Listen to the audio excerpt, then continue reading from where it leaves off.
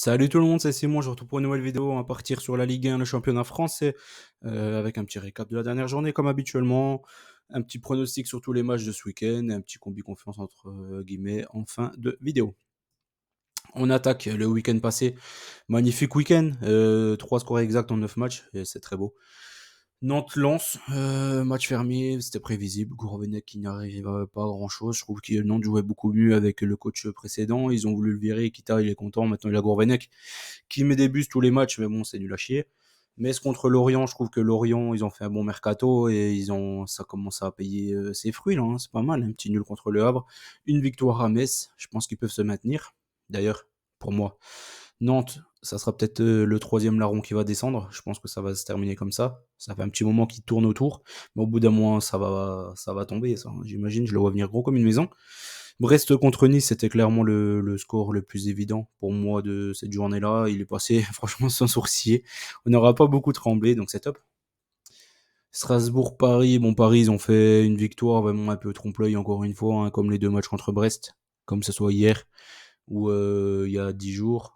Franchement, ils montrent pas grand-chose. On voit une équipe totalement coupée en deux et on voit une équipe qui se concède beaucoup trop d'occasions, beaucoup trop d'occasions.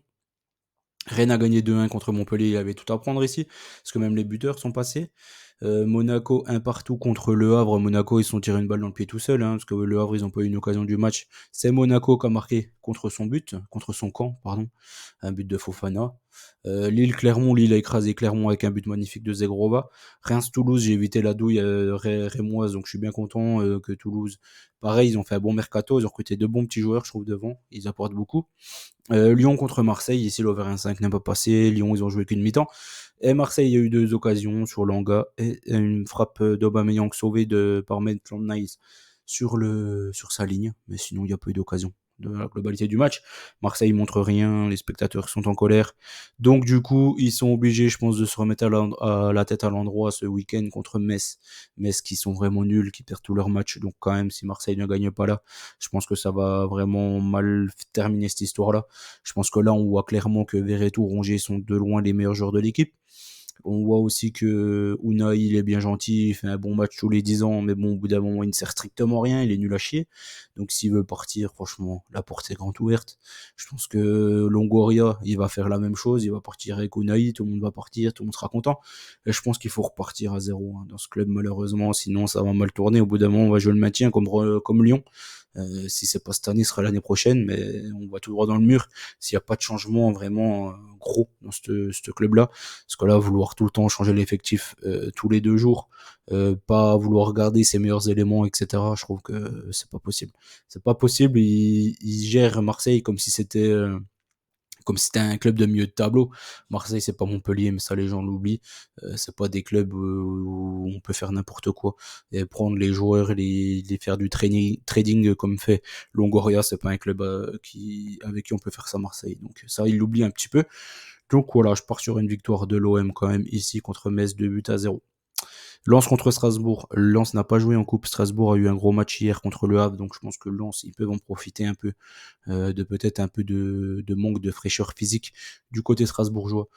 J'ai pris un X et over 1,5. L'over 1,5 qui passe quasiment tout le temps avec Strasbourg, donc je vais leur faire confiance. Paris contre Lille, comme je l'ai dit, c'est une équipe coupée en deux, Paris, donc je pense que les Lillois peuvent en profiter. Il y avait eu un partout à l'aller, si je dis pas de bêtises, avec un but de David en toute fin de rencontre. David qui a énormément de danger hein, hier contre Lyon.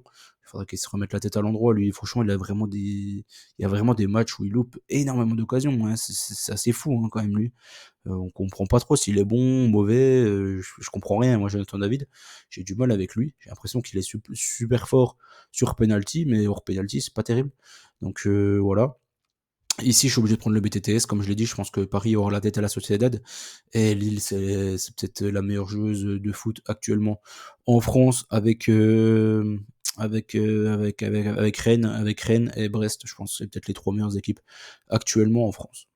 Le Havre contre Rennes maintenant. Le Havre, je me méfie. Pourquoi parce que même si là, ils vont peut-être être fatigués du match à Strasbourg, faudra voir quand même.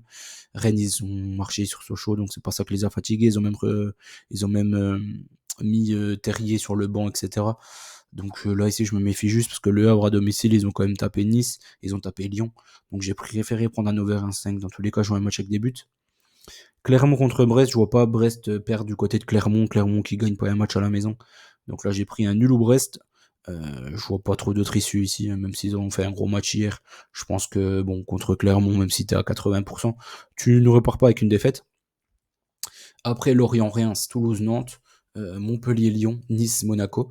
Montpellier, vraiment l'équipe qui est peut-être la plus en méforme actuellement, avec Marseille, Metz. Je pense que c'est le trio gagnant. Lyon qui a fait un énorme match hier contre Lille, avec notamment Orban qui a fait un gros match, qui apporte beaucoup dans la profondeur avec un gros physique aussi. Nice-Monaco, Monaco ils jouent ce soir, donc ça faudra quand même faire gaffe s'il n'y a pas des blessures, etc. Nice, ils ont fait un gros match du coup du côté de Montpellier, ils ont écrasé. Toulouse qui a fait un bon mercato, Nantes qui ne revenait que j'ai jamais été fan, et je serai jamais fan. Lorient, Régis Lebris, avec les petits recrutements là justement qu'ils ont fait au mercato, ça commence à porter ses fruits. Premier match, joue un match ouvert, clairement, ces deux équipes couvrent le jeu. J'ai pris l'over 1,5 entre ces deux équipes là, et j'ai pris un petit avantage Lorient.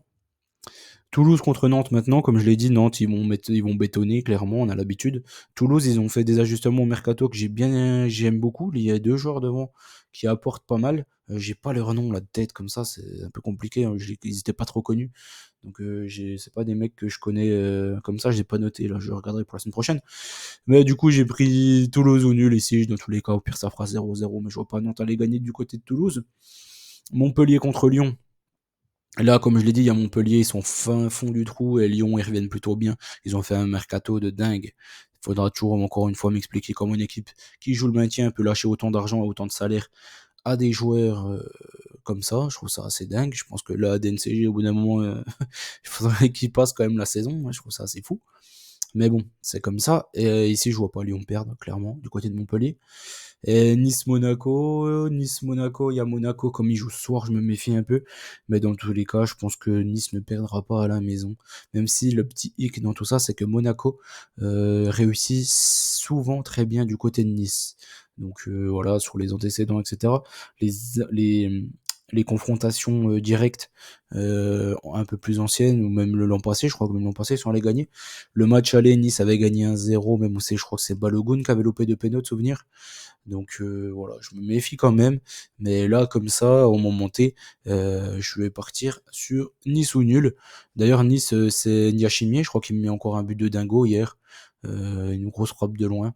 Lui, il est monstrueux hein, quand même pour la Ligue 1. Je pense que il va aller plus loin. Je pense que Nice. Je pense qu'il va viser plus gros et il aurait bien raison.